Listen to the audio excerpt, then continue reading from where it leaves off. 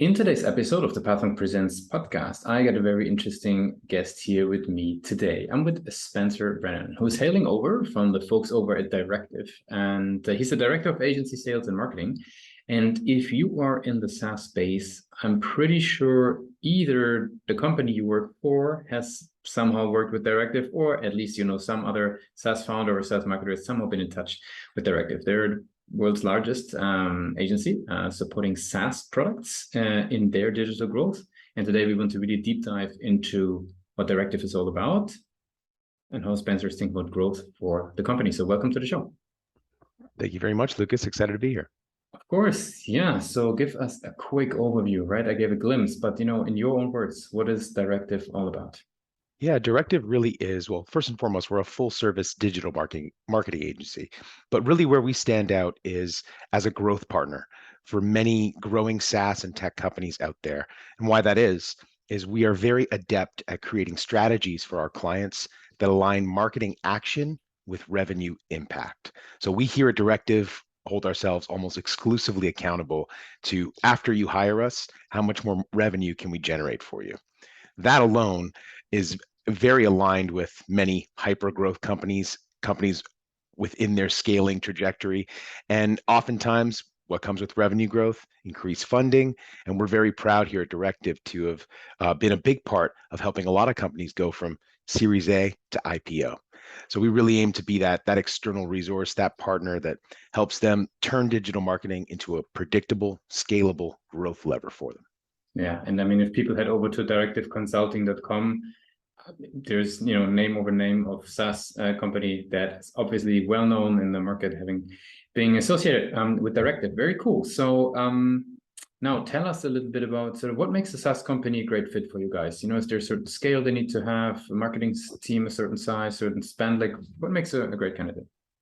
Great question. So I would say that we're pretty adept at being malleable to SaaS companies of all size, but I would say really the majority of our portfolio is at that Series A funded and above level.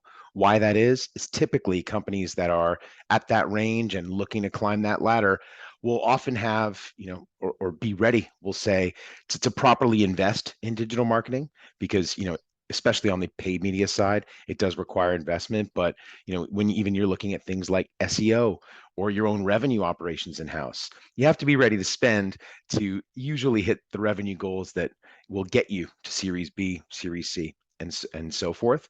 So, I would say Series A funded is a great start. B2B focused is really where we shine here at Directive. And as well, I would say if you have the willingness to bring on potentially an external resource, listen to a new perspective, and understand, what we've been able to do for so many other growing SaaS companies, how we'd be able to build the right customized strategy for you. Makes complete sense. Now, who would you then typically work with? Is that like a CMO who just basically needs to power up their team and, add you guys on top? Or does it come from the C-suite who is maybe, wanting to get better results? Like, where does the sort of the request typically come from? So with Directive, it's quite different. So with a lot of other digital marketing agencies out there, I would say, their primary points of contact within companies are within, the marketing department. Sometimes it might be on the campaign side, occasionally it might be on the content side, things like site or SEO. Here at Directive, I would say our main points of contact at the majority of our clients that we work with is quite varied. Because we're so revenue focused, we often do have a large connection to or collaborate very often with folks like the CFO or the CRO. With our strategy offering, which is basically where we go into companies and help them with go-to-market strategies, up-market strategies, things like that. We often are dealing with, the CMO or other members of the C-suite as well. For, I would say, our primary kind of service offerings, which are usually around SEO, paid media, design, things like that. We're often working with folks within the marketing department like demand generation managers, or occasionally other leaders within, I would say, those departments that are carrying out those functions. And how we kind of adapt to those teams is however they want us to. We have a lot of clients that we just provide strategic oversight, strategic work for. We also have clients that we do everything from strategy to implementation, and we have clients that we just implement for. We here Mhm. at Directive, we're really malleable in that way. We want to make sure we can help you extend your team with either the bandwidth or resource that you need to get to your goals. Makes sense. Now, how do these folks learn about you? Like, what would you consider sort of are sort of the main channels that are, making the buyer's journey of getting to know Directive and getting started? Great question. So here at Directive, we are very, very fortunate to have I would say, world-class content creator in the B2B space by the name of Tim Davidson, who has his content being disseminated and oftentimes liked, shared, and reposted across platforms like TikTok, Instagram, Facebook, but is very prominent on LinkedIn.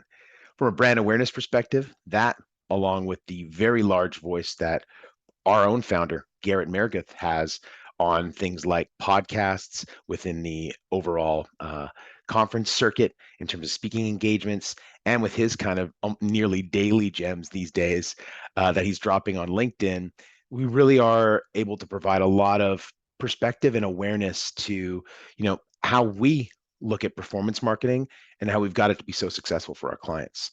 How do we generate new business? Oftentimes, it's through paid media channels. LinkedIn is, I would say, by far the most prominent. And what we've seen the most success with, especially over the last 3 to 4 years, is incentive-based meeting campaigns, where essentially, we are hyper focused in who we're targeting, hyper personalized in the way we're messaging those individuals according to the jobs to be done within their own role and the challenges that they have. And then we occasionally will incentivize them with something like a gift card to take some time, spend some time with us and learn about us and learn about what we can do for you. That type of format has been by far our largest growth lever here at Directive. A fun tidbit that we like to share with a lot of prospective clients is in 2021 alone, we invested about $1 million in ads and gift cards on LinkedIn specifically. From that, we're able to generate 10 million in closed won revenue. So we're really proud to have tried, tested, and proven out that platform and that strategy.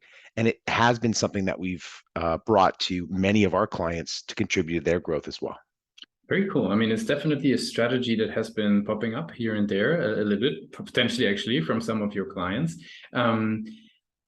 Anything that you can, because we got SaaS founders and marketers listening in, maybe if they're curious about that strategy, is there one or two things that you feel that are important for that one, like to definitely keep in mind?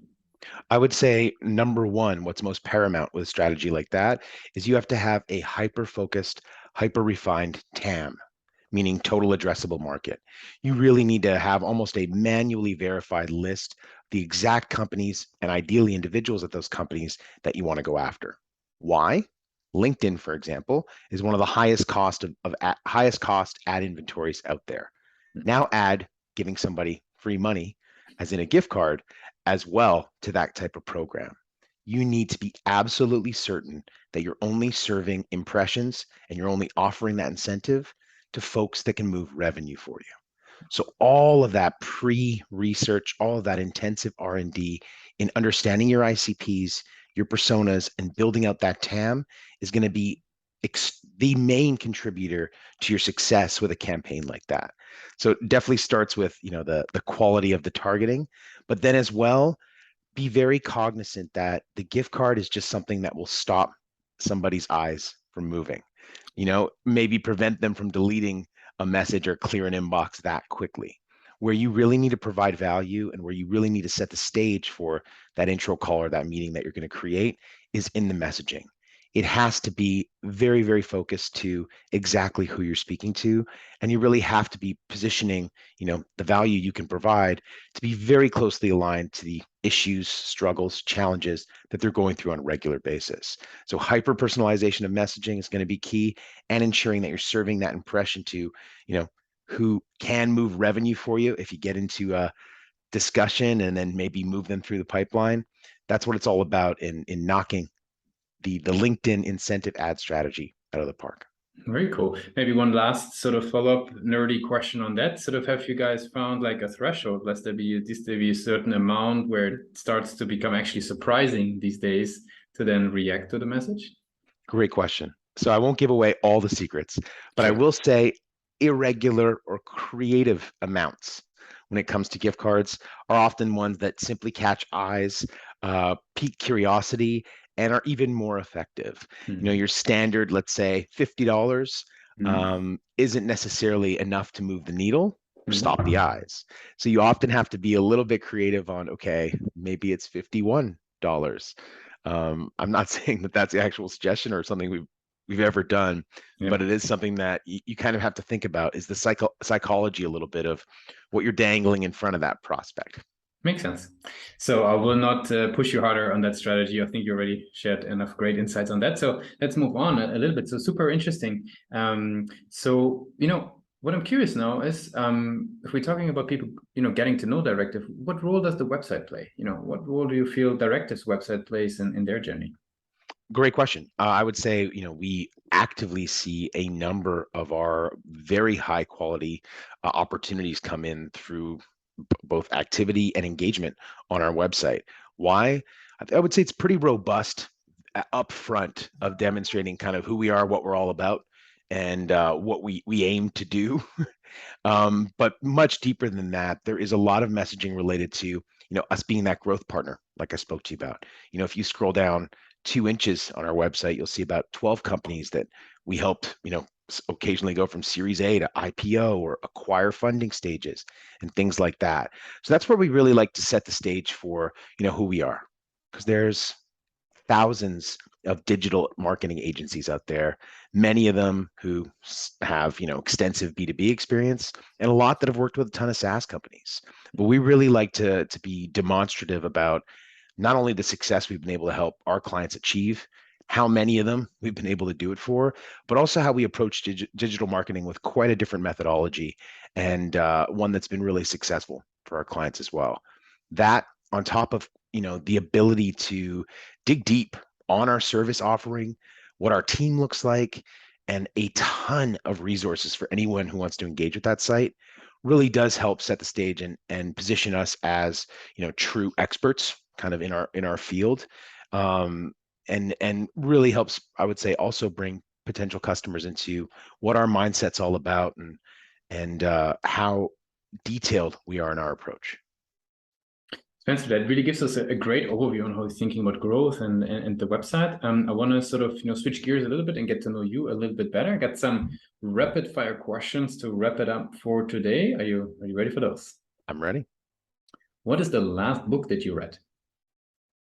Ooh, good question. It's called On Grand Strategy, and it was actually given to me by our CEO Garrett at a executive leadership retreat a few months back. It took me a couple months to get around to it, but I found it super valuable just on a historical perspective and a philosophical perspective about, what strategic thinking really looks like and oftentimes what leverage really looks like too. What is one single thing you would say the company is focused on the most at the moment? Right now, I would say it is continuing to expand our position as, the true expert when it comes to performance marketing for SaaS. We are actively producing more content than ever. Our CEO is really setting himself apart from a thought leadership perspective.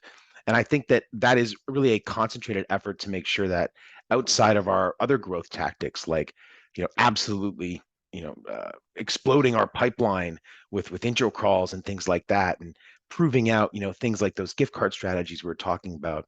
Those are all great things, but now we're really trying to take that step above, build that bridge from being, the one of the world's largest digital agencies for SaaS and be the only choice when you're looking for a marketing partner in that space.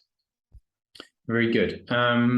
Cool. Last question. If today, you joined a Directive a couple of months ago, if we do a bit of a time travel back, we go back to the days of Loyola Marymount University, right? You're heading out of formal education into the world of business and growth, and you actually worked in the negotiator space as well. Like, what would be one advice that you would give yourself for your journey in business? I would say don't be afraid to try new things, new roles, new challenges, new industries, because you only have to get it right once.